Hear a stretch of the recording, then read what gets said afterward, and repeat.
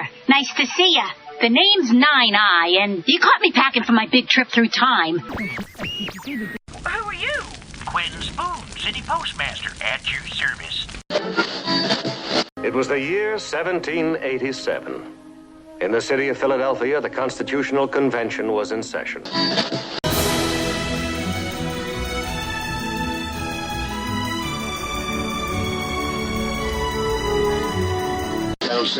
Our meeting has officially come to order. Let us all say the pledge. WDW Radio, your information station. Hello, everybody, and welcome to the WDW Radio Show, your Walt Disney World information station. I am your host, Lou Mangello, and this is show number 184 for the week of August 22nd, 2010. This week, I'm pleased to be able to share with you an interview with another Disney legend. And this one is special because I had the rare opportunity to speak with one of the original Imagineers and a man who is credited with designing just about everything on wheels for the Disney parks. He is Bob Gurr, whose work on designing the monorail, Omnimover, audio animatronics, Main Street vehicles, and countless others earned him the Disney legend status in 2004. I had a chance to sit down with Bob and interview him on stage in front of a crowd of Disney enthusiasts at a recent Disney fan meet and recorded the audio to share with you. It's a fascinating look at the life of a man whose work was instrumental in the development of attractions which continue to delight millions of guests to this day. I'll then have a few announcements and then play some more of your voicemails at the end of the show, so sit back, relax, and enjoy this week's episode of the WDW Radio Show.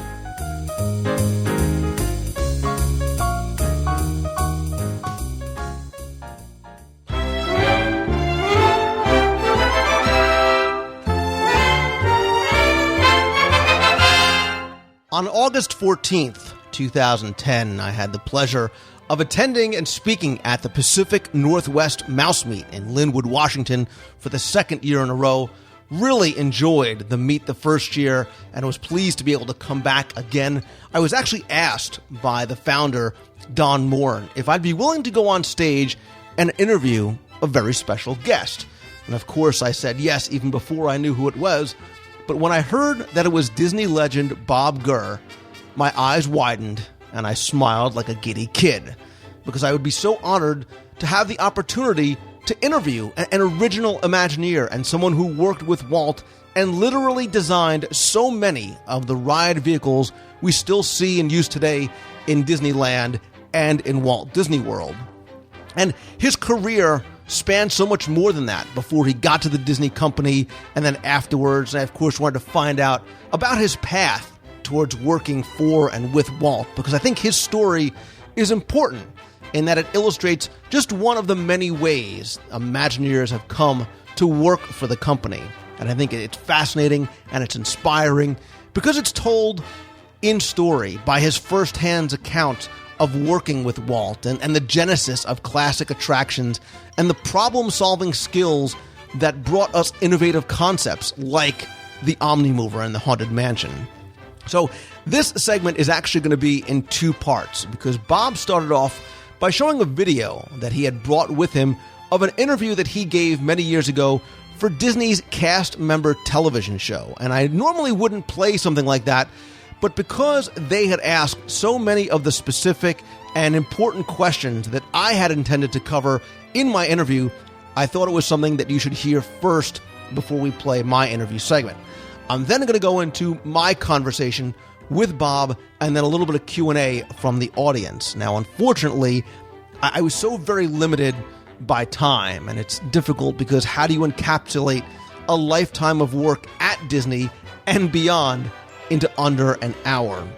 But I did have a lot of fun with Bob, and you see we play back and forth a little bit, but it really was a true privilege to speak with him and to be able to share that discussion with the attendees at the meet as well as with you. So, of course, I have to quickly say thank you again to Don Moran, the founder of the Pacific Northwest Mouse Meet, and of course to Bob Gurr.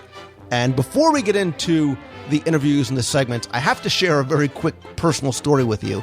I had the chance to meet Bob the night before the meet at dinner, and he was so gracious and so captivating in the stories that he was telling to the table.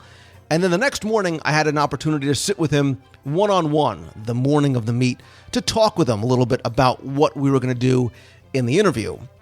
So at the meet, Don had arranged for real Dole Whips to be served. He brought in a machine, brought in the real Dole Whip mix, and that morning, while I was sitting in a corner talking to Bob, a very nice volunteer came over and brought Bob and I a cup of Dole Whip each before the meet started. So here I am, sitting with Bob Gurr and eating a Dole Whip. Does it get any better than that? It did, because Bob and I were chatting, and he was talking about how he walks around and has always walked around the Disneyland parks, but really doesn't snack as he's going around. And he would take friends over to the Tiki Room in Disneyland and sort of walk by the Dole Whip stand out front, and he proceeds to tell me that he never had a Dole Whip. And he's going on with the story, but I had to stop him for a second. I was like, wait a minute. So I'm sitting here talking to a Disney legend, an original Imagineer, Mr. Monorail, Omnimover, Autopia guy, Bob Gurr, and I'm sharing your very first Dole Whip ever? Yes, so I did ask somewhere to come over and grab a photo. It was a total geek out fanboy moment. I really am a fan and a kid at heart first. So thank you again to Bob Gurr for sharing that with me and the nice woman who brought it over. And of course, for joining me on stage for the interview. So without further ado or delay, here is first Bob's interview with Disney Cast Member TV from a video that he brought along with him. And then we'll move on right from there into my interview with Bob. Enjoy.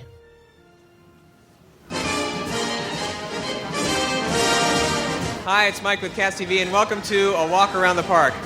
Today you can see I'm right in front of Autopia, and actually we're doing a little variation on theme on the show. Instead of a walk around the park, we're going to take a ride around the park, because today we're talking about all the vehicles here at Disneyland, whether it's Autopia, monorail, Main Street vehicles, things like that.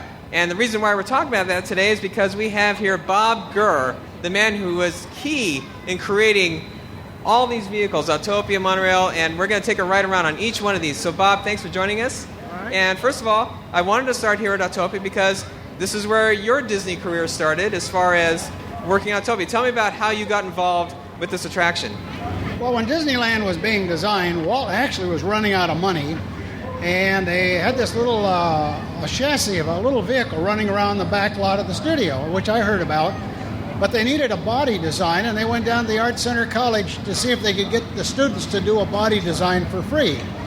I actually met a guy down there who told me about this job, had me go out to the studio, and yes, it was a little body they needed designed. So I started to design the car, and then Walt assumed that since I just body design, I also did mechanical design, but I was never trained as a mechanical engineer. I was just interested in cars. I didn't have the courage to tell Walt, well, I'm not an engineer, I don't design cars. Everybody was in the same boat in those days. Walt had you do a job, and you had to just go figure it out. So I just kept my mouth shut and kept drawing, and we built 40 cars, brought them down here, opening day. We had a tremendous opening day. We had like 3 times the amount of people that should have been here. We had all of the famous invited guests. They all wanted to ride Autopia. Frank Sinatra. Hello, Franco. Who's driving? Frankie, my son, yes. Don't hit this man. Oh. Look who hit who. Sammy Davis, Jr. Hello, Sammy. At the end of the opening day, some of the cars were already broken. And by the end of the first week, we were down to just 2 cars running out of all the cars. But the fatal thing was, we never had enough time to design and test vehicles before we put them into service, to build 40 vehicles. This meant if I made a design mistake for 1 car, I made it for 40 cars. And then, of course, over the years, we went through the Mark I, the Mark II, the 3, the 4, the 5, the 6, and the 7, till we got a car in 1968 design. We called that the Mark 7. Now, oddly enough today, these new cars were in service in the year 2000. If you lifted the body off and looked in there, the original 1968 Mark 7 chassis is essentially in there unchanged. Yes, So some of the original, or some of those cars from '68 exist in these vehicles today. Yes, it has a newer type engine, better electrical and fuel system, a little improvement in the bumpers. But underneath the basic guts of that car, it works so well. We finally figured out by 1968 how you make a car that literally will last forever in this bump and crash service. Where did the interest in cars come from, Bob? How did you get involved? Involved in cars? Well, I was always a car freak from the time I was 5 years old. It was cars and airplanes and cars. So I was very observant about cars all the time. I used to go to racetracks. I sometimes would be the official at some of the sports car races. I read all the sports car magazines. Of course, I was a car designer at age 20 at the Ford Motor Company in Detroit. So in other words, all this was based upon, literally lifelong interest and knowledge in cars. So you came on in 1954, which meant you basically had about a year to get all these cars ready for opening day in '55. Tell me about what you were feeling then when you knew you had about a year to do that. Well, we had a lot less than a year because I started on the job in October of 1954. Disneyland is going to open in July 17th, 1955. That's like 6 months plus a couple of extra months. I didn't have any thought about anything beyond the fact that the whole idea of a Disneyland is crazy to begin with. All the people at the studio were working at either studio or, in those days, Wet Enterprises. We were all in the same boat. Walt was having us do all these crazy things all at once. We had to figure out our own ways to do this. I don't think we worried about, whether time was short. We just knew there was an opening day, and every day we made progress towards doing it. This attraction, which has been here since 1955, wasn't the only Autopia in the park's history. I know that for those, a few years back, know that we had a Fantasyland Autopia. There was 2 of them. But even before that, we had Junior Autopia, is that right? And Midget Autopia. So we had 3 or 4 at one time. What was that Walt's idea? Was he just that fascinated with cars? Or why did we have so many Autopias at that time? Well, it turned out that the minute you have a car ride like Autopia, everybody wants to ride it, which means to Walt, we have to have much bigger capacity. It was very easy to add Midget Autopia because that's an electric car. It was a stock car built by Aero Development, so that was very easy to implement because that vehicle was already in production. And of course, over by where the motorboat later became and where the monorail eventually went, we had the little Junior Autopia. And we set that one up where we had like little jump seats and we had little extensions on the pedals. So in other words, deliberately some of the little kids could go over there. Then, of course, and by 1959, we expanded it. We added the Tomorrowland, or the Autopia station over by the Matterhorn, in addition to the Tomorrowland station back here in the original location. So for a while there, we just had Autopias running all over the place. Now, an attraction I want to talk to you about that you're involved in, because you mentioned, you had a fascination with cars and planes. An attraction here that flew, if you will, that's no longer here in Tomorrowland, were the flying saucers, and you were involved in that too. So tell me about whose idea was that? Who even thought of that idea, and how did you execute it? Aero Development up north, Carl Bacon and Ed Morgan came up with this idea of a very tricky valve that would be in a deck. That valve could be controlled up and down, and it would take advantage of the pressure below the deck and the pressure that would come through the valve into the bottom of the car. This meant the car only had to be like a giant hubcap, so to speak, sitting on the deck, and then the top of it would look like a flying saucer. This was the easiest car I ever designed because it had no moving parts. The ride was very tricky to drive, and you had to ride that ride by watch everybody for a while. Then when you got on it, your time was limited. Right. If you leaned too far in any direction, the skirt would dig in and would slow it down. If you didn't do anything, it just sort of sat there. If you were too heavy, it would really sit there, and if you were too light, it would start to bounce. It takes 4 or 5 times to go back to the end of the line until you get that ride figured out. That's the one that people ask for more than anything else. When's the flying saucer coming back? That was the coolest thing to try to learn how to run. Well, someday maybe they'll figure that out and they can bring it back, because I never got to ride it. I've only seen footage of it, and I'd love to go on that. But now, I'd like to take you up to the monorail, so let's check that out. All right. Off we go to the monorail. Great. All right.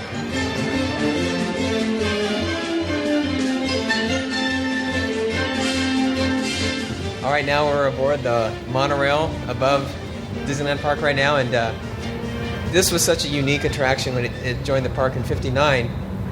whose idea was it? Who saw this? Because this was the first operating monorail, as I understand, in the Western Hemisphere. Who saw it? Whose idea was it? If you go back and look at the original drawings of Disneyland, particularly the ones that Herb Ryman did, and also several other drawings that are on display in various places, there was always a monorail in Tomorrowland. But monorails in those days, the only ones that people knew about were the ones that were hanging type, that would hang from an overhead beam, like the Wuppertal train and the French Seiffage system.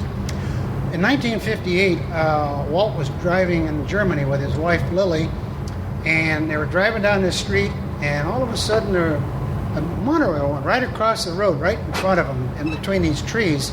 So he stopped, went on to find out where the train went, didn't speak German. They sent him back across the street, and he introduced himself to the Allweg Company. He found monorail. Well, in very rapid order, in a matter of just like 2 months or so, Disney and Allweg made a deal that they would cooperate together and they would design and build something. But now Walt was finally going to have his monorail. But Roger Brogy and myself were sent over there with our preliminary drawings of what a monorail could be, because this job moved so absolutely fast that I was given like about 3 weeks to come up with a basic design, which body style wise was very much like the little Viewliner that we did in 1957. But monorail was a whole new, radical, big, heavy, fast, way up in the air type of machine. And again, not being a trained engineer, how are we going to do this? But I knew a lot of different components that we could get a hold of and combine them in a certain manner. Let's say the functioning parts, and then build our own frame, build our own body, not unlike the omnibus, where you would have a chassis and build your own body on top of it, not unlike the Main Street vehicles, where you would build a whole vehicle from scratch out of materials and store-bought parts. In that way, the monorail is not as complicated as you'd think to come up with a monorail in much less than a year. One of the features of the early monorails that are no longer part of the newer monorails was the bubble, and I've always thought, was that your idea for the bubble, to give it a futuristic look? Was that the way that the monorail you saw in Germany? How did that work? Well, the train in Germany was kind of an industrial-looking vehicle, not very handsome. But the minute Walt asked me to design this, it only took about 15 minutes one day to figure out how do you make something really streamlined to cover up something that's basically a box with a slot in the bottom sitting on a stick, which is what a monorail really is. And I remember the old Buck Rogers rocket from the cartoons back in the 30s. At the same time, I liked airplanes, and the Boeing B-47 bomber had a long, beautiful tapered fuselage, and it had a big bubble canopy on the top. And these two elements came so logically because it was very obvious in talking to Walt about how you configure a train like that he really didn't want anybody sitting in the front of the vehicle to drive it. Because, like streetcars, you had the driver sit in the front. Of course, when I went to school, I always rode in the front so I could watch. Well, Walt made a comment to me one day. He said, "Bob, I don't want anybody to look down the greasy neck of a motorman." And I kind of remember that comment, and it was like, oh, how logical. The driver doesn't sit in the front of the vehicle like most vehicles. So why don't we just put the driver back up on the top someplace out of the way?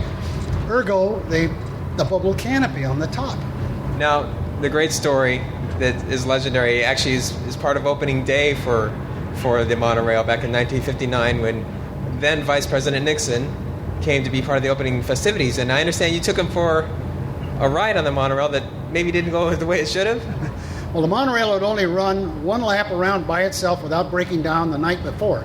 I parked it in the station so the TV people could get their 90-minute program, get their shot, and then go out of the way. But in the morning, here comes Art, Linklater, Walt, Nixon, the wife, the kids, Secret Service, and they all want to go for a ride. So I give them a ride. We go around by the sub lagoon, and it's obvious that Nixon sees all the Secret Service on the platform, which means none of them are on the train, which means I just kidnapped the Vice President of the United States. And then we came around to go again, and the Secret Service was trying to run to get to the train, but I drove through the station. They're trying to get on it. The end result was I drove around, gave them another lap around, came back to the station. We all got off. Nixon walked down to the bottom of the platform, looked back up, and all the Secret Service is sitting in the train, and they're still not guarding him. So Nixon had a lot of very profane comments to do with the expertise of the Palace Guard in those days. Great. Well, I think we reached the station, so let's head to Main Street. All right, here we go. All right.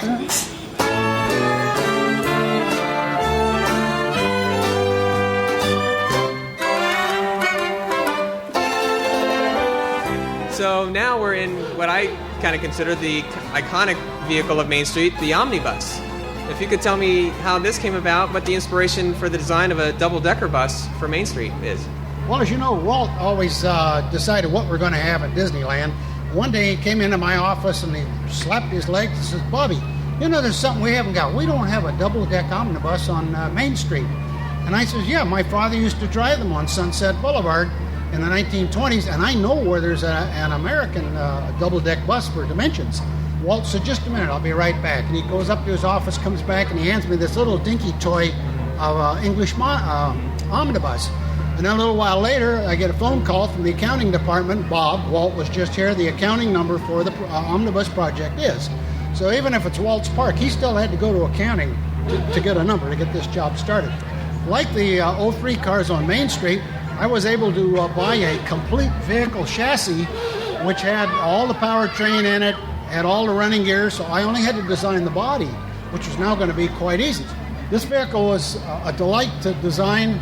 I even drove it down to Hollywood Boulevard once, getting a motor vehicle permit because I wanted to drive it to Disneyland. So the bus number one, I did deliver it to Disneyland on a cold, foggy morning. So you drove this down the streets of California. That was before we had a windshield. On a cold, foggy morning on the Santa Ana Freeway, you know how frozen I was. We have windshield on number 2, and then we added another windshield. But the bus from the get-go was just one of those charming-looking buses. The reason it's charming is we try to compress the height of the vehicle by making the top seats face outward, bottom seats face inward. That way we compress the headroom just a little bit so that the vehicle is in scale with all the buildings on Main Street. Okay, so this is a scale bus. It's not a full-scale bus. No, it's a scale bus. You have to be very careful how you do that so the proportions look right as it's going down Main Street. So it fits in with all the architecture, but you can still put full-size people in it. All right, Bob. So we're on Main Street here writing what's called the 03 car, This is correct? called the 03 car. We have 2 of them. The original one is red, and the second one, built in 1957, was yellow. But it's gold right now because of the 50th anniversary. Now, what was the inspiration for the 03 car? Obviously, that refers to 1903 because this is turn of the century Main Street. Well, before we built Disneyland, Walt had the idea that we were going to have antique cars on Main Street. We went out and took a look at various antique cars with the idea that people could sell it to us and restore them. And I thought that's a dumb idea because we're going to have modern, reliable, brand new cars. So it was very easy for me, being an ex-car stylist, that I could simply take the design of, say, like 1903, and using modern parts, we could make an old car. But that would mean that this car could literally run forever, always refurbishing the original parts in it. Now, as far as the look, though, because you've mentioned all the different parts you've had to use, was this modeled or styled after a particular car from that period to look like? Yes, I did the original red car. It was a much shorter car than this, and it had a rear entrance, what's called a rear entrance tonneau, authentic but not practical. And the front end is patterned after a Renault of that same period, because French cars were kind of cute looking. They had that little kind of Main Street charm to it. So anyway, after we built the yellow car, which was a longer car, which was easier to load, we modified the red car, chopped it up, stretched it out, and made it look just like this car, which was 1957, where the red car was 1956. Now, another vehicle that we only see on special occasions, and we saw Walt in old footage of whenever we see Walt in a car, was what you call an electric runabout that had not a steering wheel, but a stick to steer the car. That was a tiller, a right-hand drive. Tell me about that tiller. car. Walt used to walk around his park, and he walked faster than a lot of his guests. And if he'd slow down to accommodate the guests, then everybody'd stop and want an autograph, and that made it very difficult. So he came to me one day and he says, how come we can't have a cute little electric car? Because I could be in the car, people wouldn't necessarily get at me, but they would see me, and then I wouldn't wear my guests out because they'd go for a ride with me. So that was the idea, to have a vehicle that was really cute, had this little Surrey top, looked like an Oldsmobile. Walt just loved that car because if you look around a lot of photos today, you'll see Walt's got a big smile on his face, and he's taking all kinds of dignitaries for a ride in that car.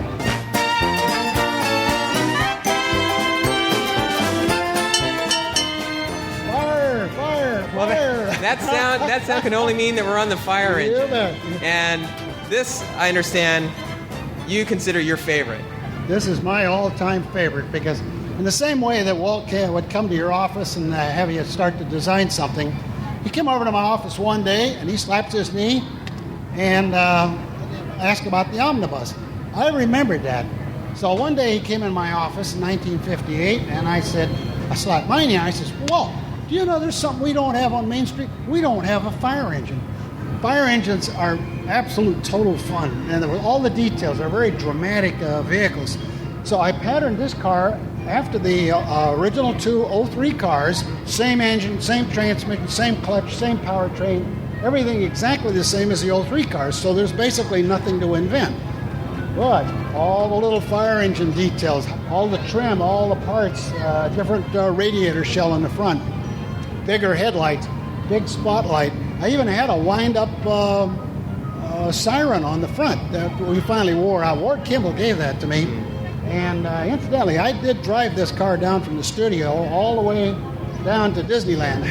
Did you drive every vehicle down here? No, but I drove the omnibus with the fire engine. I got all the way down on a day where I got all the way to Norwalk with a 12 horsepower, 2-cylinder engine before I had to get off the freeway. And then you have to kind of zig and zag to get the rest of the way down here. And as I came up this corner, there's this little kid standing there, and I gave him, wind up the siren, give him, and this fire engine looked so little. This little kid looked at me, and as I went around the corner, he goes, Mister, by the time you get there, it will have burned down. This kid gave me the best laugh, and it was just like the perfect setting for this car. But anyway, if you look back at a lot of photographs, you'll find out that Walt really loved driving this car. Whenever we had some important heads of state, well, he put them in the fire engine because he loved to drive the fire engine. So in other words, he liked steam trains, liked to drive that stuff. Ward Kimball was a fire engine freak, and I was kind of jealous of those guys, and I had my opportunity there to slap my knee and say, I want to have something in the park, so this is my ride. But I was thrilled to death knowing that Walt always chose everything, but he chose everything except this one. I got away with something that most people don't get away with. Yeah? What's going to be in Disneyland? I am just thrilled to death, like almost 50 years after we built these vehicles, that I can still come to Disneyland and get on Main Street, and I can go for a ride in a fire engine, not just a fire engine. I get to go for a ride in your my fire engine. engine. So I like these cars here because they're authentic looking, they never change, they never go out of style, and they always seem to run, and Disneyland Maintenance Department takes care of these cars. Again, like the other vehicles, I want to come back in 50 years and take this ride on the fire engine again. I'll be with you, hopefully. Right. Well, Bob, it's been a real thrill, I can't tell you. We call this segment a walk around the park, but you've taken us on a ride around the park, and thank you for all that you've done for the last 50 years, for all these wonderful vehicles on Main Street and Tomorrowland, and everything else you've done throughout the park and the other parks around here. So just thank you so much for joining us, and I hope you enjoyed it. I had a great time, and we'll see you next time on Cast TV. Thanks.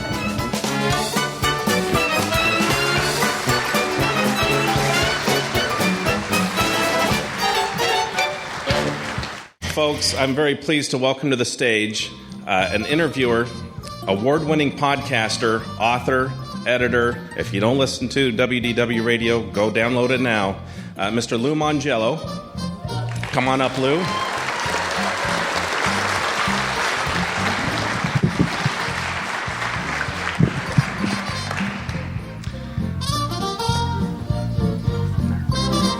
And yes, he's not here just in the video. He's here live. 40-year Imagineer and Disney legend, Mr. Bob Gurr.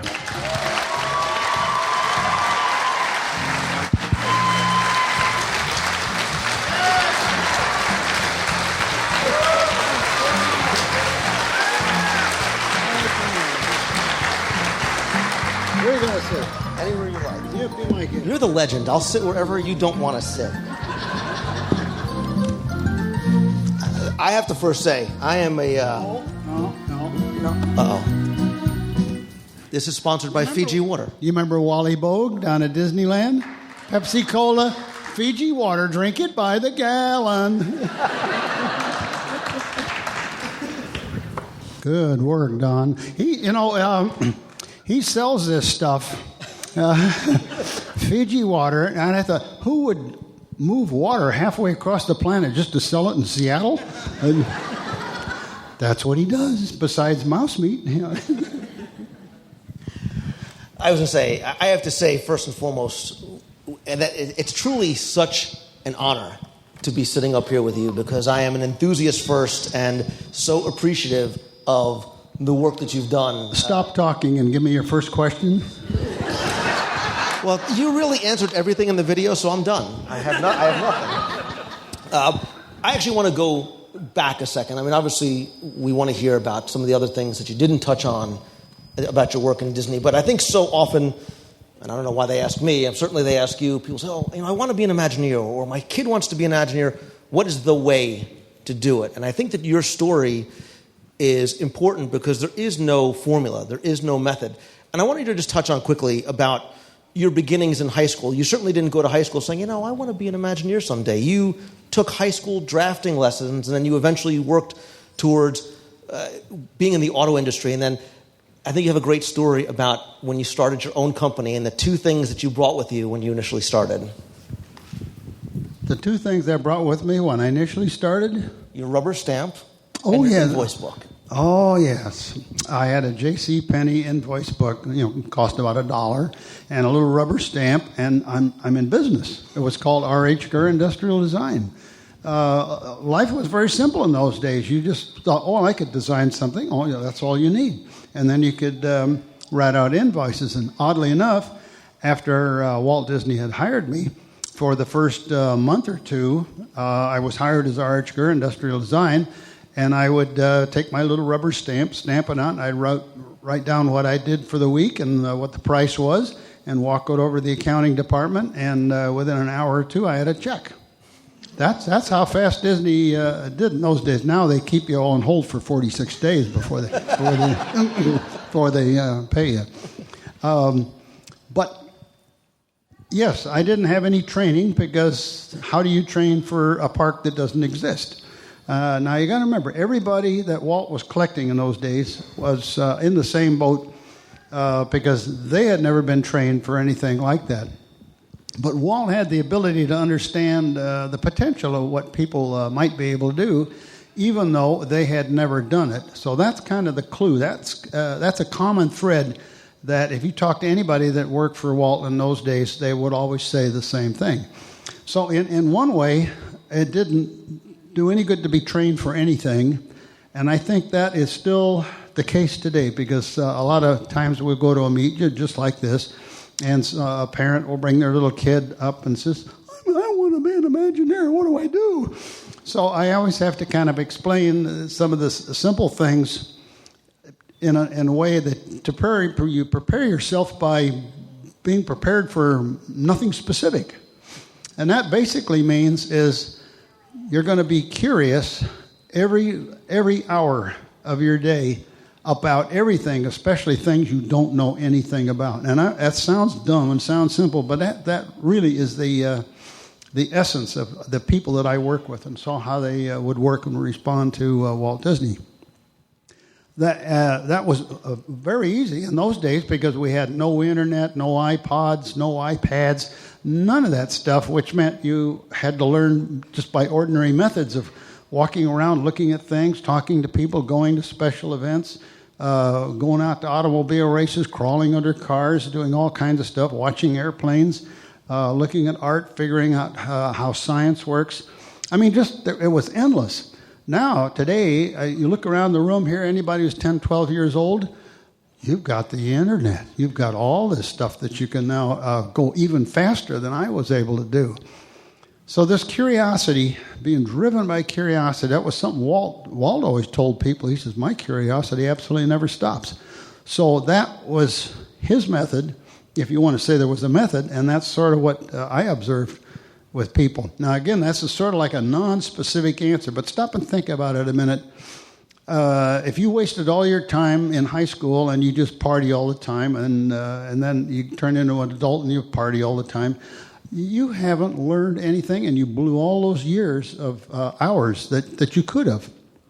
So the point is that everything that pops into your mind and everything that you read in the news or some event or something like that, start digging into it, because it will lead to different paths of what information that you may never use, but you might use it sometime.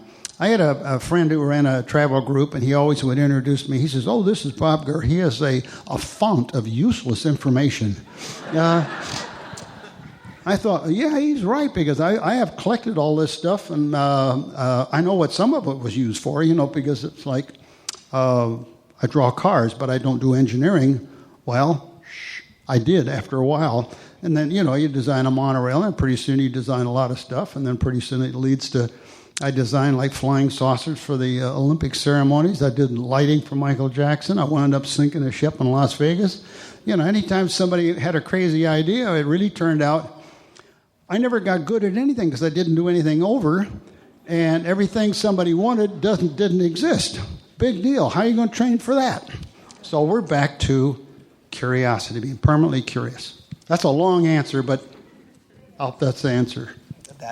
It's a great answer. You're right. And you said you went to a position that didn't exist. I mean, didn't Walt even say, "Well, Bob, what do you want to be called? What give yourself a title?" And you gave yourself Director of Special Vehicle Creation. Oh, yeah. They in those days, they like to have people always have a business card to figure out who you are.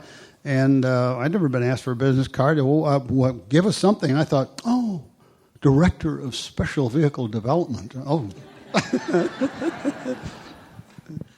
You mentioned something about dealing with Walt. And let me first ask you something, and then I want to talk to you about your first meeting with Walt. It seems that part of what he did was he dreamt it, and he had incredibly creative and intelligent people around him to execute and to do it and to do his dreams. And like you, he didn't care what your job was or what you thought you knew how to do. Walt was going to tag you to do a special assignment. He did it with you. He did it with so many people in the creation of Disneyland who were animators and who were artists, and now all of a sudden they were designing theme park attractions, which nobody had ever done before. Do you think, and I think the answer is probably no, that that's something that can happen anymore, or that people can be hired and that the company can be driven like that, where a person can say, "Well, I'm hiring you as an animator, but now all of a sudden I'm going to tag you"? Or was that something unique to Walt, that he was able to see and bring out the best in all the people around him? I think you're completely right on that, because if I looked at the characteristics of Walt, and then I look at the characteristics of other interesting people that I work for, they had a little bit of Walt, but not the Walt to the degree that he did, which was this sort of a sixth sense of what a person might be able to do. And I'm always amazed to listen to some of my other legendary Imagineer friends who get a similar question, and they'll give some little instance that was personal to them, where it was exactly the same technique, because Walt would look at somebody and say, "Bobby, I want you to," and then he'd start in on something, and I'd say, "Yeah, but I haven't ever done one of those." And then Walt would just get up and he'd walk off, and he says, "Well, it's time you start." And you have nobody to talk to. He walked away. But it turns out, you look around at your coworkers, and Walt just did that to them too. So then we all look at each other, well, what are we going to do? How are we going to figure this stuff out? Over the years, I finally figured out the methodology that we automatically used, but it was not defined at that time. So sometimes I will explain this in the following manner to the people, if you bear with me here. Let's say that I give you an assignment, and you don't know anything about it. Well, you know something about it, and I'll show you why. I'm going to hand you a great big gray square, a piece of cardboard. And when you're done, it's going to be all a bunch of little black and white squares, which means specific facts. But you say, I only got gray. Well, just a minute. The subject I just gave you, how much do you know about it? Well, I know a little bit of this, I know a little bit of this, I know a little bit of that. Okay, start making some black and white somewhere. It's just anywhere. Start anywhere. You got to connect a few of these black and white areas. Well, why don't you go ask somebody? They might know something about it. They might know also something about it. You could go read something. You could go on the internet and dig up something. Oh, I've been curious all my life. I already know a lot of this stuff. I didn't know it applied to the job you just gave me. And on and on and on. And guess what? I find most people, if they use that methodology, whether it's in the legal trade or making clothes or designing cars or whatever, designing Disneyland, they're amazed. They say, oh, I figured it out. I took a little help, I had to snoop around a lot. But that's the general principle which you can apply to anything, which means you already have the potential to do a lot more than you ever thought you could.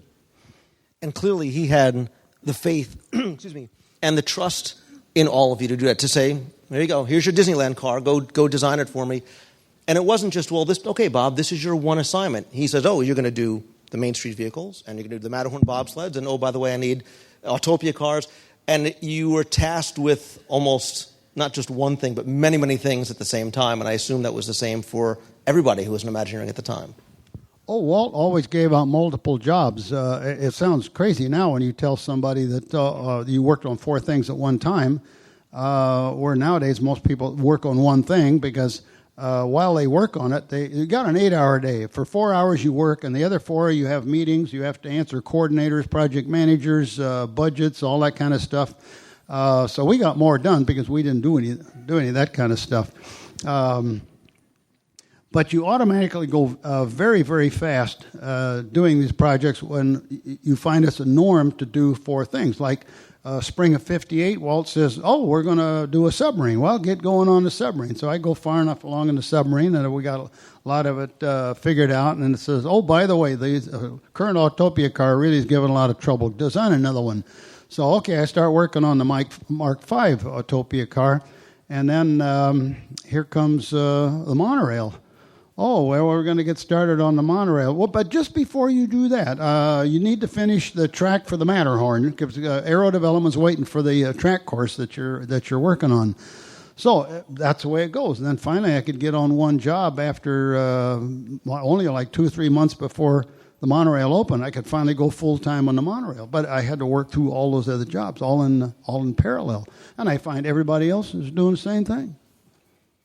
And again, you're known so much for the monorail and the Autopia and so the other things, but you're often referred to as the guys. If it has wheels, chances are Bob Gurr designed it, and that not only holds true for things with wheels, but a lot of the other vehicles in the parks in Disneyland and in Walt Disney World that many of us are classics and have an affection to. And one of them would be the Omnimover system, a.k.a. that's Doom Buggies to you and me kids. Tell us a little bit about the evolution of the Omnimover system. After the New York World's Fair, 64, 65, there was different ways that you could tell stories through riding on a mechanical conveyance. And some of you might remember the AT&T exhibit, which had a little vehicle that kind of went sideways. Some of you might remember the General Motors ride, which was just like a moving sidewalk full of chairs. It wasn't very elegant, but boy, the people were getting sucked up through that ride so fast. I was quite impressed with it, so I looked up the engineer that designed it, asked a few questions, and I could see that, that's pretty simple to do. That's not much to that one there. And then I was sitting in John Hench's office. You remember John Hench, who was, worked with Marty Sklar, was head of all the design. And we were just sitting there joshing around how to tell stories. And I said, we could use a conveyance because if it's continuous speed, that'll work very well. And then, for example, instead of just sitting in something riding forward like a chair, John had a candied apple on a stick sitting on his desk, and I just sort of picked it up, and I says, we could have a chair, And we could just twirl it around like that, stick it on a little chassis, and while the chassis went along, this chair could direct you to look at scenes in any manner that you wanted. We could go up a hill, downhill, tip the body forwards, backwards, whatever. It'd be a very easy way to tell stories, but we would move people at a very, very fast rate. At the same time, the art directors, if they like this idea, they'll suddenly find out when you segue from one scene to another, you can turn the people to more envelop them into the scene a lot better. And of course, immediately Monsanto had this idea about going into the little microscope and you're going to shrink and everything. This was a really slick way to do it. Of course, then we immediately solved the problem of the walk-through haunted mansion project, which had been going on for years. And all of a sudden, we can go make the haunted mansion a ride-through, and it'll really work now. So that's all it was. It was just a passing conversation with a little bit of imagination and a twirl of candied apple. Nothing to it. And it was so simple but so revolutionary because now you weren't leaving it up to the guests to sort of look around and find what you wanted. You became directors, sort of bringing them scene by scene and having them focus on what you wanted them to see. One of the stories that I think is fascinating is the creation of the Matterhorn bobsleds. Again, it's still one of the most popular rides in Disneyland. And again, Walt must have known something and had faith in you because he gives the assignment of creating the roller coaster to the guy that's afraid of roller coasters. Well, yeah, that job did get started because Walt had been over in Europe.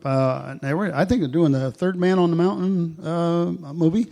And, of course, he saw the Matterhorn, and then he saw bobsleds. And so he got an idea, people could ride bobsleds in a mountain in Disneyland.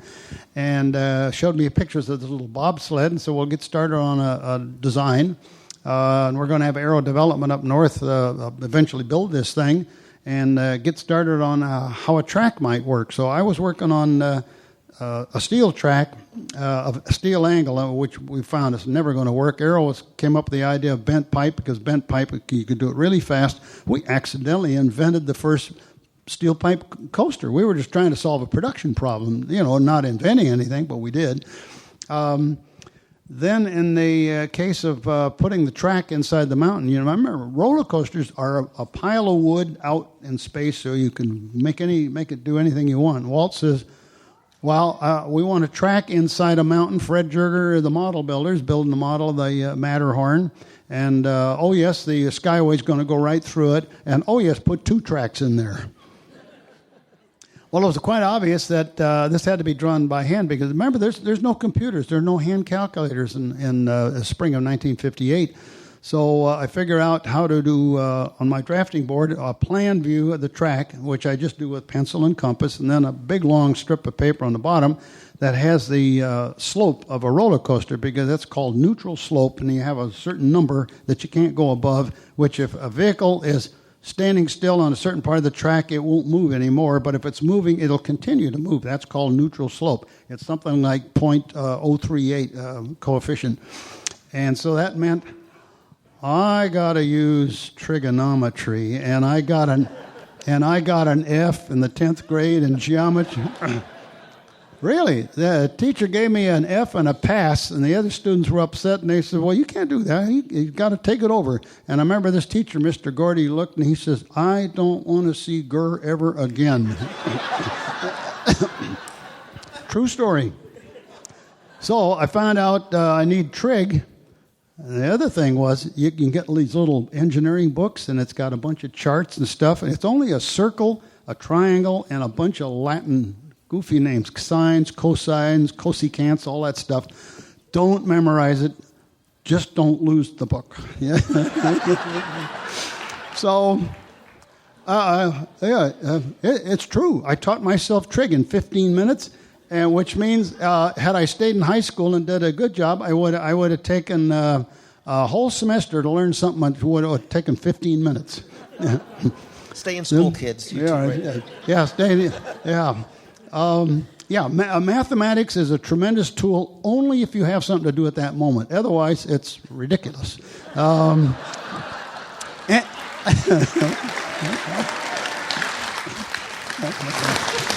Quick little aside. I had a guy knock at my door last week. He had a newspaper from an Orange County paper with a story about me, and it talked about this subject. And he says, I'm a math teacher from the city of Anaheim, and have you got a few minutes?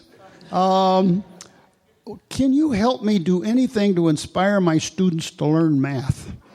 And I said, are you serious? Well, come in and sit in my backyard. I got some opinions. So I gave him a bunch of opinions about, well, I do feel sorry for you because you have a subject that the state mandates, and it's absolutely boring and useless, and I don't know what you're going to do with these kids. But why don't you give the kids a problem to solve and then suddenly suggest, oh, I have a tool for you. Maybe on one thing it's geometry, another thing it might be trig, or another one it might be algebra. Oh, this little mathematic trick, you could use it to solve your problem with. Then the kids might then want math to do something. It's like, how many kids know compound interest, credit cards, all that kind of stuff? Oh, use math for a tool. See? Otherwise, it's a boring subject. Yeah. Anyway, a long-winded answer. What's your next question? So you used math that you taught yourself in 15 minutes, and Walt must have said, wow, this guy really must know what he's doing. You were you took some drafting classes in high school. You take this tangled mess of cables and wires and track, and you straighten them out, and you make this Matterhorn come to be. And Walt must have said, well, you did a good job of untangling that mess of wires. Oh, by the way, Bob, can you help us out with these audio animatronic figures? I think a lot of people don't realize literally your hands in the creating the current sort of system of audio animatronics. Tell us about your work on President Lincoln.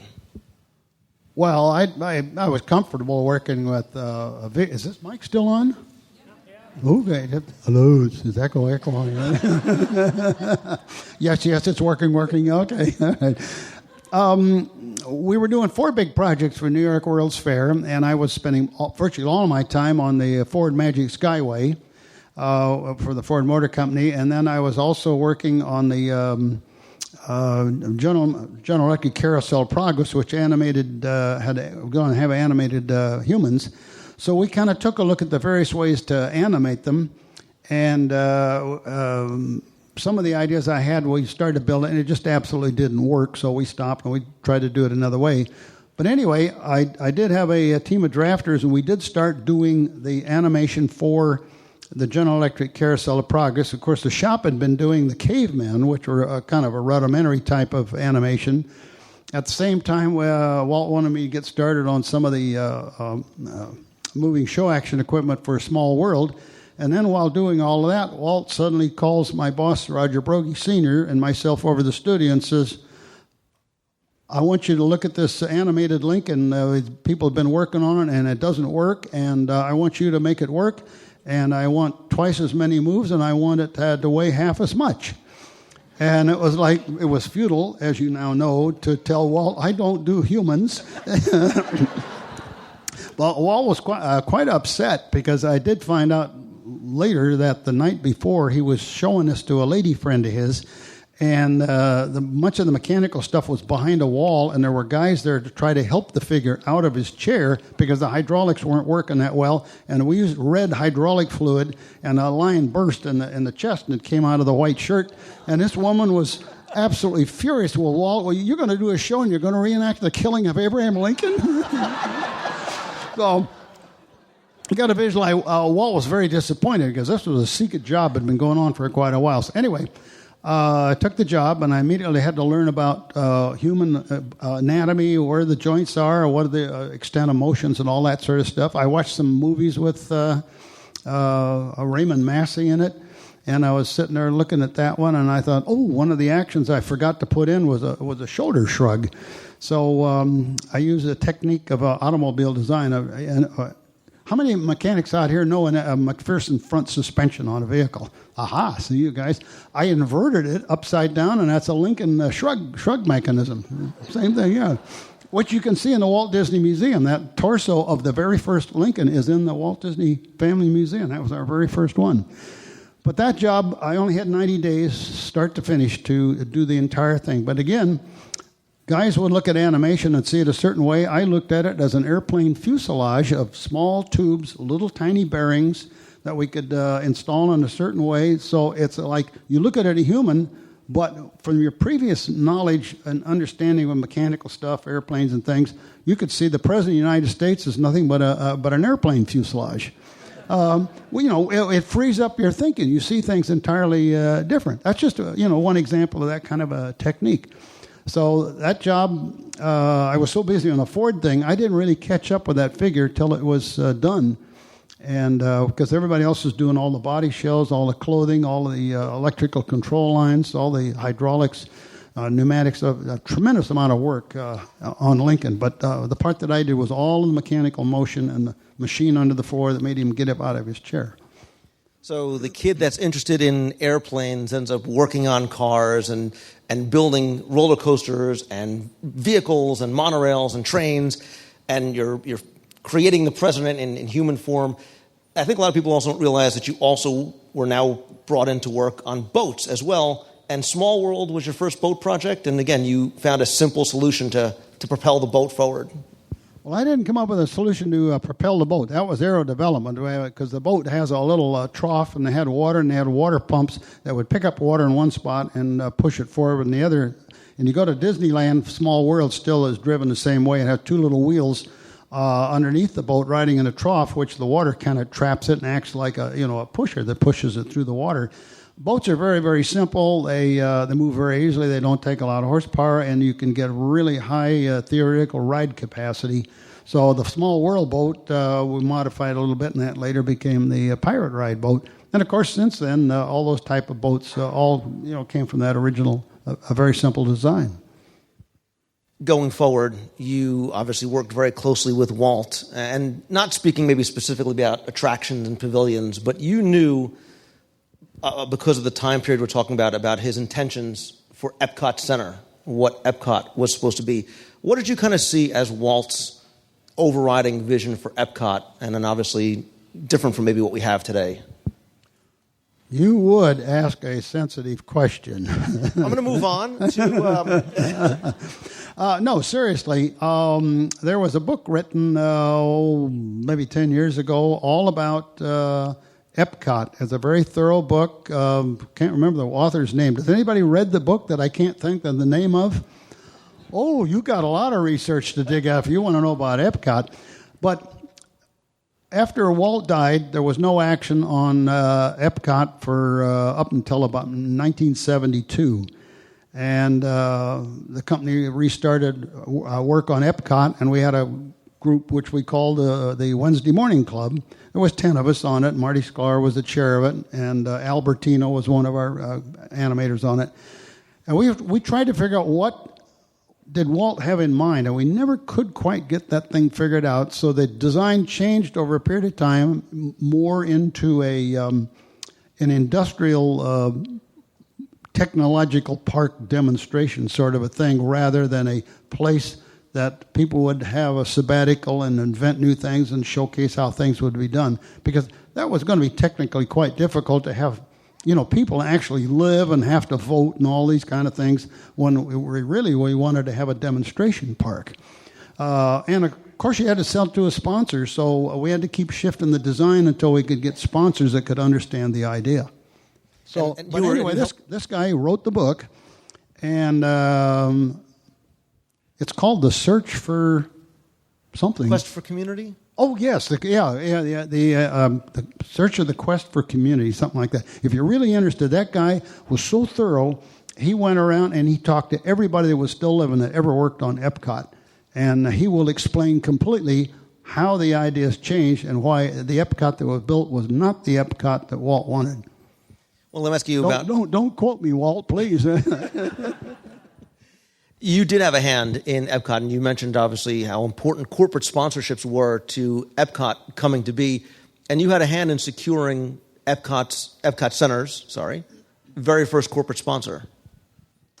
How did you find that story? Where have you been? These podcast people, they steal from each other, I think. That's what it is.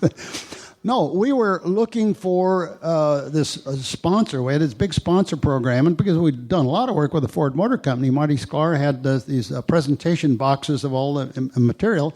ready to present to the Ford Motor Company, because internally our legal department said there's our best marketing chance. Meantime, having graduated from Art Center College in Pasadena, and they had just dedicated a new college. I was just there, the new one in Pasadena, and I just happened to meet through an old friend, the vice president of General Motors, and I said, Bill Mitchell, have you ever heard of an Epcot?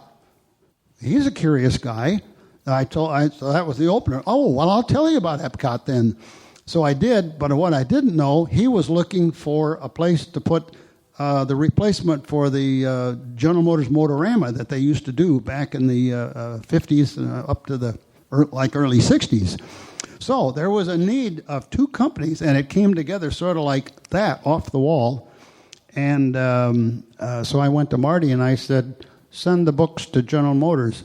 Bob, you don't understand. It's Ford. No, send it to General Motors. Send it over to Bill Mitchell. He's vice president of General Motors. He's waiting for you. And that's all it took, just one of those quick passing things. So we launched General Motors. As soon as General Motors launched, everybody else signed, just like that. Amazing. And of course now, corporate sponsorship is always so important from the very beginning of the opening of Disneyland. You worked on so many projects. We're unfortunately limited by the amount of time because I could ask you about so much.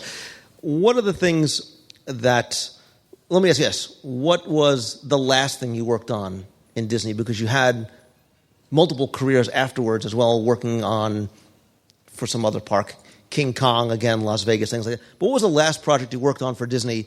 And I know it's like picking a favorite child, but what is the one maybe that you're most proud of or want to be most remembered for? Those are two questions. You're supposed to give them one at a time. Listen, I went to law school. You just, barrage you with questions. He said he was a lawyer. Okay, I got it. Yeah. Don't hold it against me, please. Yeah, try. Recovering lawyer. Always try to confuse the witness with multiple questions. Yeah, right. What was the question? I'm looking around and waiting for the red light to go off. So, first things first. Tell me what the last project was. The last thing I did was for Tokyo Disney Seas, the Little Mermaid Theater, which everybody seems to think is one of the most spectacular shows that Disney's ever tackled. It had a large piece of what we call show action equipment, which is the Ursula figure. Anybody been to Tokyo Disney Seas? Anybody seen The Little Mermaid? What, did you like that show?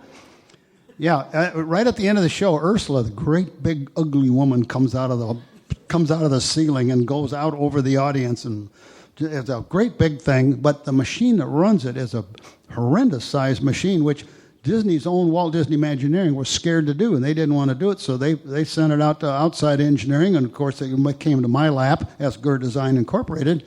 So I did the preliminary design, and then it went down to Walt Disney Imagineering. They did the engineering. It was drawings were faulty. There was a lot of things wrong with it. And then Garner Holt Company in San Bernardino got it, and they managed to fix it all. They shipped it, and the thing runs absolutely beautiful. So I was like, well, that was the last thing I helped Disney with, was the biggest piece of show action equipment that was the spookiest thing that they were scared of. And I thought, fine, that's just a normal job that we normally do. And then my favorite, that's an unfair question because you got 250 grandchildren. Pick out one. Yeah, you just try that. You got 249 enemies right there. Won't work. But I always get this question, but I have to say the judgment is how big is Walt Disney's twinkle in his eye when he's showing it to his friends. And the Lincoln figure and the first monorail are the two that, based upon that criteria, were his favorites. So they pretty much became my favorites. If you'd say, what did we accomplish, and did we do something in a time frame way ahead of anybody else? Well, okay, I got a bigger eyebrow raise out of Walt on the monorail and the Lincoln. And I want to give people in the audience a chance to ask you questions, but I want to just ask you one question, too, that I'm sure you get asked all the time. No, you said you want them to ask the question. All right, somebody has to ask a question about working with Walt. No, go ahead. All right, no. Yeah. All right, for your last question. It's going to be a multi-part, Bob, just so you know. It's my He's going to get 5 of them in on one. All right, go. It's what I do.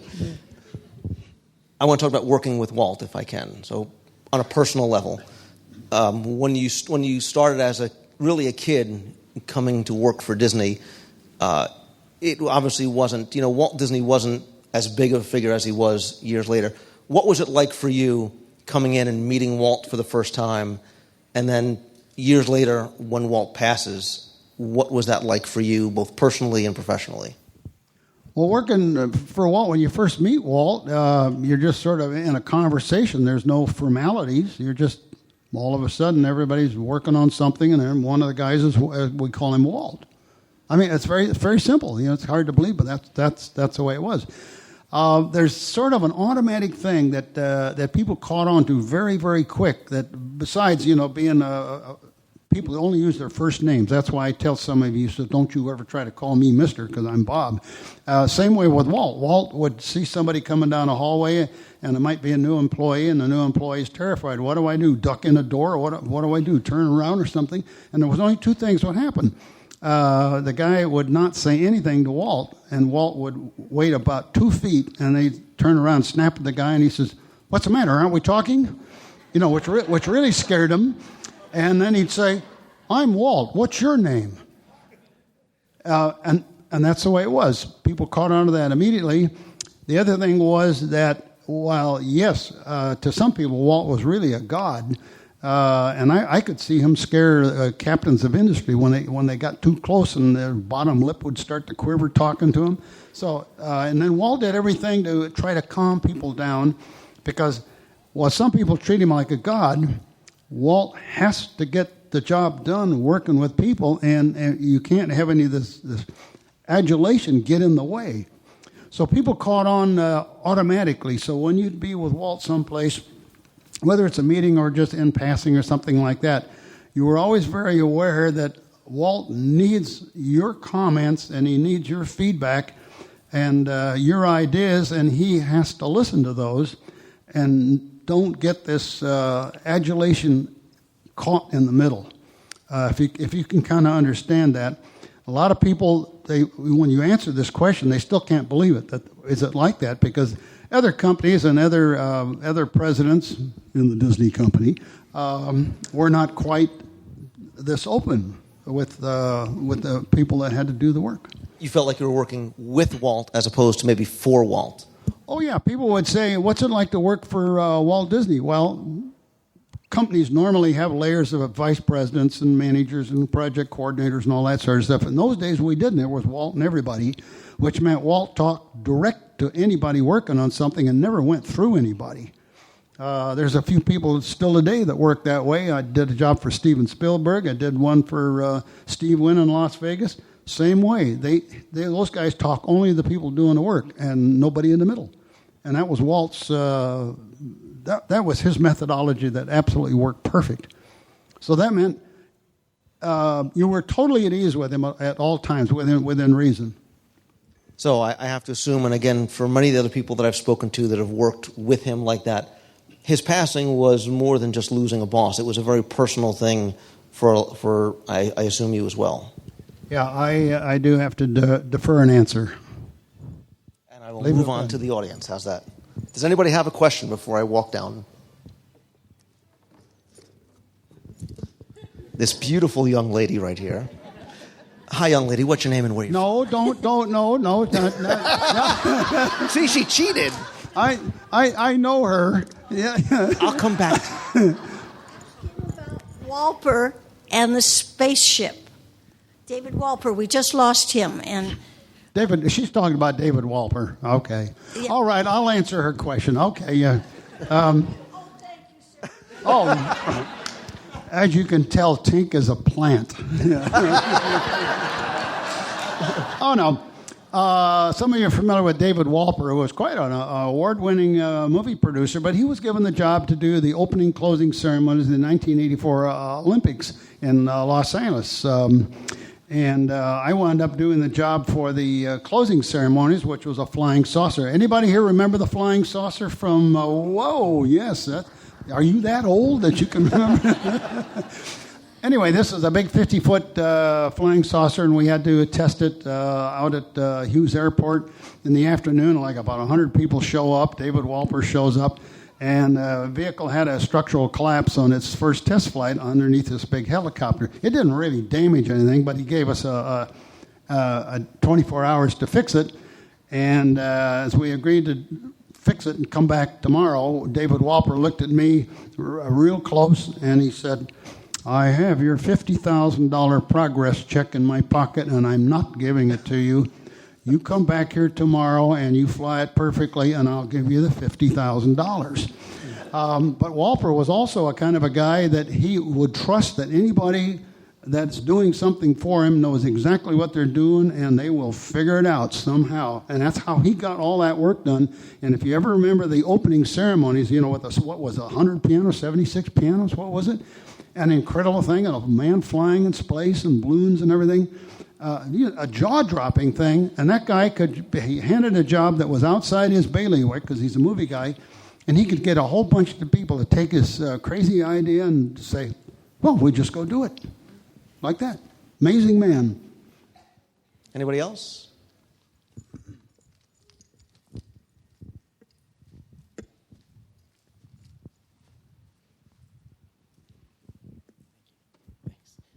Can you tell us about any projects that you may have worked on and were excited about, but for whatever reason didn't make it into the park?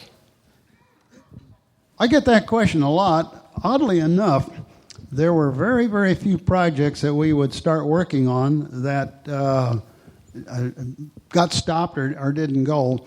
Usually an idea, if it was really completely stupid, didn't go very far, because we really didn't waste a lot of time trying to nurse a project that was kind of hopeless. That's not to say that there were some jobs that seemed to take a long time, but never got up to a serious stage. It seemed it went back to the idea of Walt. Walt knew just about how far to push people, how far to push technology, so that you could actually do it.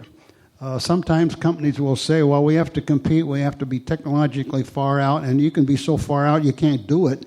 And then you wasted all that time and money and frustrated everybody, and everybody got mad, and some of them quit and all that stuff. Disney didn't suffer that because there was some intelligence and good judgment at launching stuff that ultimately would be an attraction at Disneyland. So basically, I don't have any projects that I could tell you about that were bomb outs far down the line.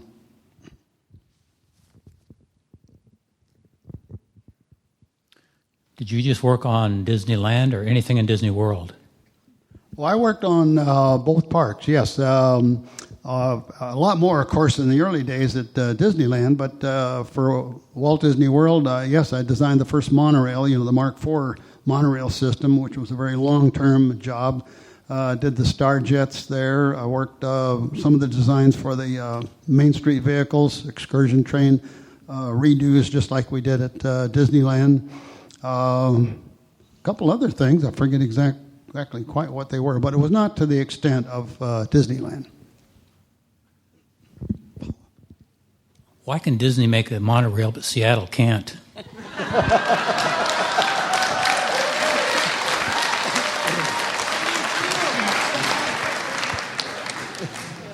Well, that's a pretty straightforward. And if you know your history, first off, you had a Walt Disney with a dream, with an idea of monorail in his mind right from the first sketch, which you saw in the movie. Seattle is a civilized democracy with a city council and everything, and they had put together all the money for their World's Fair. And, of course, with a World's Fair, you do build some civil infrastructure that you would not normally do other than having a fair or an exposition. And, of course, the Seattle Exposition, 1962, you got a Space Needle and you got a monorail, but you got it literally for free because it got dragged along only because of an exposition. Later on, the arguments pro and con monorail have turned very, very political. I sort of read it from afar, in which, some of it's going to happen, then it's not going to happen. It's sort of like democracy is really great because everybody gets their 2 cents in for so long that it becomes so expensive that it dies a natural death.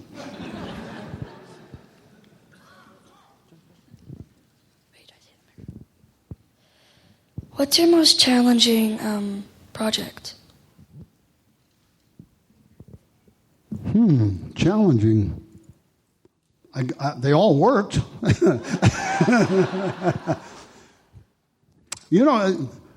Where did you come from? That's the first time I ever got that question. Yeah, the most challenging probably. I would probably have to say the sinking ship in Las Vegas, but this is a Disney meeting. Do I get to talk about something that's not Disney in this? Okay, well, you asked the question. That's challenging. You got a minute and a half. A minute and a half, okay. How many people here have been to Las Vegas, went to Treasure Island Hotel, and saw the sinking ship show? Okay, you know what I'm talking about. A guy comes up to me and he says, I want to sink a ship on Las Vegas Boulevard. It can't be behind a curtain, and so we can't have a show that doesn't work, so you're going to design something that's underwater, and it's never going to fail, right? That's a challenge. Turned out, but it was Steve Wynn. If you know anything about Steve Wynn, who's kind of the mogul of Las Vegas, he had an idea, build a hotel with a volcano.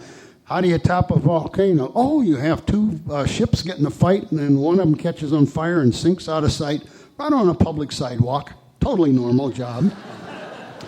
But that job was had a lot of tricky stuff that you had to think about because it had all these negative things you don't want to do. Partway into the job, I found out there were several large companies turned him down. I said, don't do that. That is way too risky. But to me, it wasn't that risky, but it was a very, very big challenge. And the job, when we built it worked very smooth. We had no difficulties, whatever, and all the testing and adjusting. And that sucker, I think the last time I knew it sank 22,000 times. It came back up every time. One of my biggest challenges was trying to encapsulate an incredible career into just a couple of questions to ask you, because I'm going to speak for everybody here. I thought you were done. I am done. I'm wrapping up, Bob. Come on, I've been practicing this all night. We are so... What is... Am I in a witness stand and it's on redirect again? Counselor... My dad paid for 3 years of law school, and I get to interview Bob Gurr. We are so appreciative of what you've done and the joy that your work has given to generations of not just Disney fans, but theme park fans around the world. And you're so much of an inspiration with your story and how you got to do what you do. And you dreamt it, and you did it, and you made it happen. And we're also very grateful for the fact that you come out to these events and you spend the time and talk to us Disney fans in this type of environment and one-on-one. And I speak for myself and hopefully everybody else here, how grateful we really are. Your Disney Legend Award in 2004 was certainly very, very well deserved. It has been an honor. Thank you.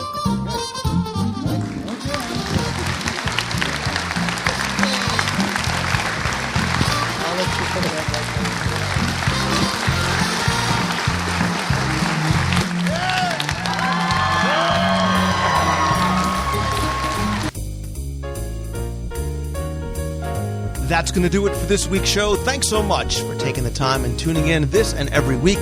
Thanks also go out to Don Moran, the founder of the Pacific Northwest Mouse Meet, everybody who was in attendance and came by or who watched the event in the box, and of course to my very, very special guest, Disney Imagineer and legend, Mr. Bob Gurr. To comment on this week's episode or my conversation with Bob, come by and visit the show notes over at WDWradio.com.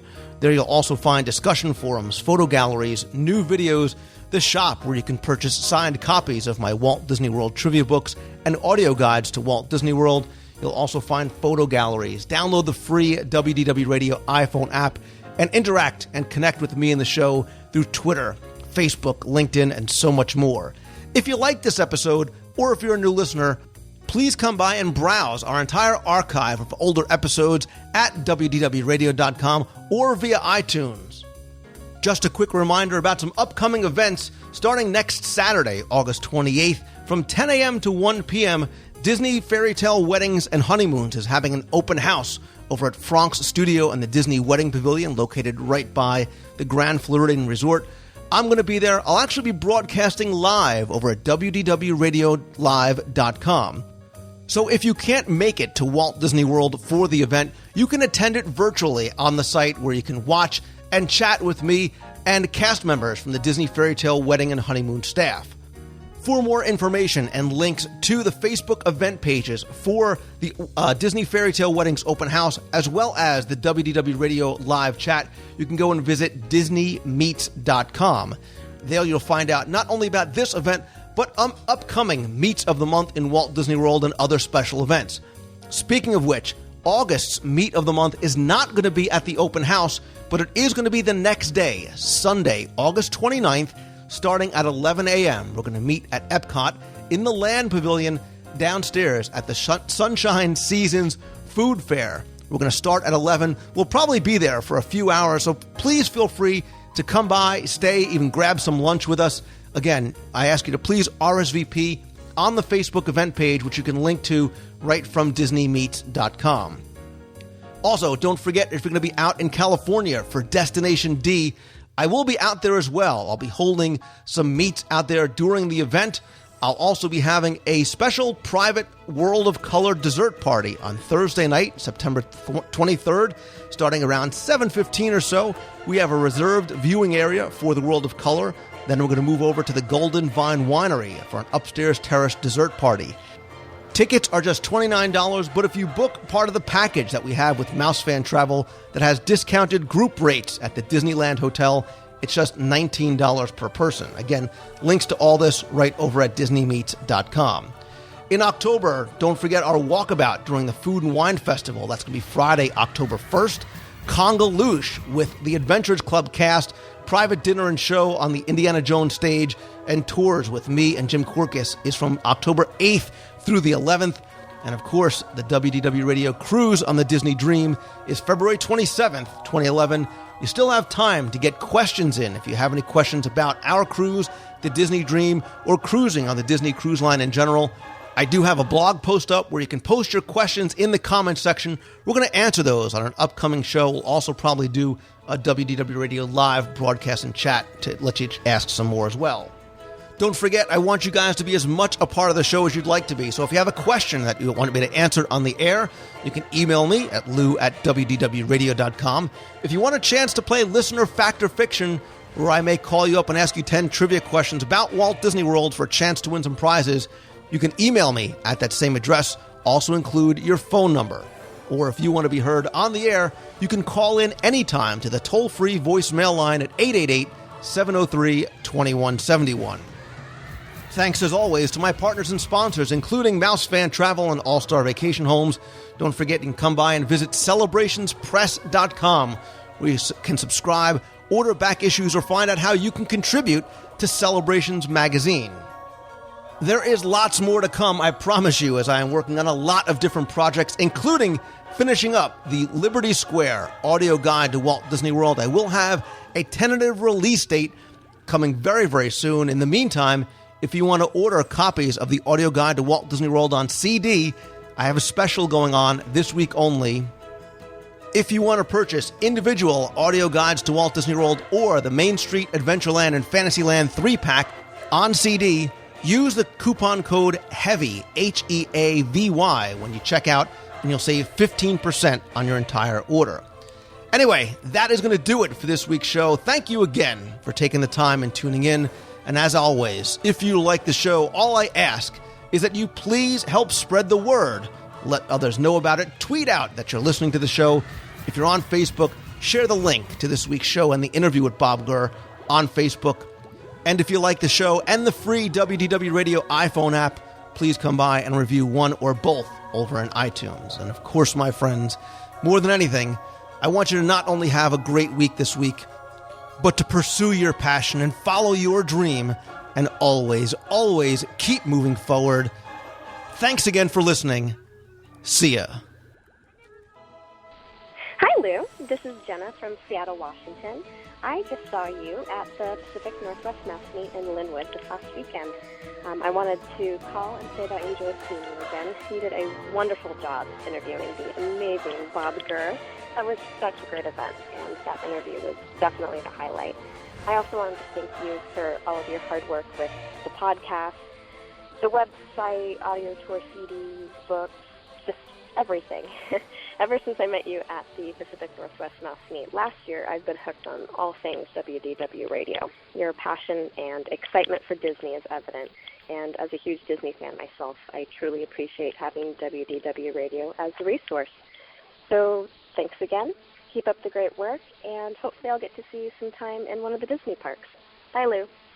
Hi, Lou. This is Bill from Collegeville. I am here experiencing what I consider one of the hidden gems in World Showcase. We deliberately made our dinner reservation so that we would come out of dinner after Illuminations. And my family and I love the walk back through World Showcase to the parking lot after everything's done. There's hardly anybody here, and it's very nice. So we are having a wonderful time here, and there's one thing left that I would like you to allow me to do, and that is to blow out the torch here in World Showcase. Bye, Lou. Hi, Lou. My name is Tim Smith. I'm GM and Intran on the forums. I just listened to your segment on golfing with your two other guests that you had on there. I called Disney Reservations to make a reservation when I was going in September. And a little additional information is if you use the annual pass program, the premium annual pass program, you cannot book a reservation 14 days prior to either using it or getting there. So I thought that was some additional information you might need. But that's only for the premium annual pass program. So I just thought I'd pass that on to you. You're doing a good job, and keep it up. Thank you.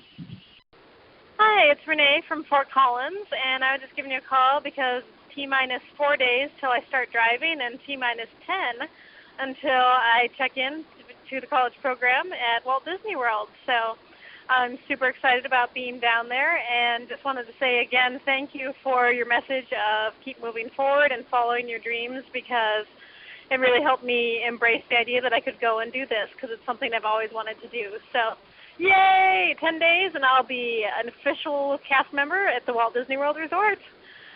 Thanks for everything you do, and we'll see you soon. Bye. Well, hey there, Lou. It's Doug from the Greater Northeast, and although I haven't been to Disney recently, I did spend some time at a theme park here in the Northeast. Yes, Hershey Park is known for its chocolate, and I couldn't help but notice the other day how vanilla it really was. I'm not saying we didn't have fun riding the roller coasters and checking out some of the attractions, but it was just amazing standing in the queue, especially for the one roller coaster called the Comet. It was basically just a lot of bars and a giant tarp and fans that blowed down on you. I mean, I guess it did the job and kept you cool, but just I have a great feeling that there will never be a podcast, or as the case is, multiple podcasts about Hershey Park the way that there is about Walt Disney World and all of the other Disney parks around the world. We had a fun time, but I got to admit, it really whet my appetite for our upcoming marathon weekend trip in January. Anyway, thanks so much for your great show, and we'll see ya. Hi, Lou. This is Kenny from Illinois, and I just wanted to let you and every other Disney enthusiast that has a new library, a Disney library. I just received my new Walt Disney Imagineering, a behind the dreams look at making more of the real magic reel. And it's by the Imagineers. It's got a forward by Robert Iger and Jay Roldulo, and an introduction by Marty Sklar, and then an afterward by John Lasseter. And like I say, I just received it, but in just leafing through it, it is one of those books that you have to have. It is incredible, the artwork, the photography, even little collectibles-like things inside it. It's just one of those books that you just can't turn down. And I'm excited about reading it, and I know everyone else that has got a chance to look at it will be just as excited as I am. So I appreciate your show. I listen to you every week. I think you're awesome. Keep up the great work, and see ya.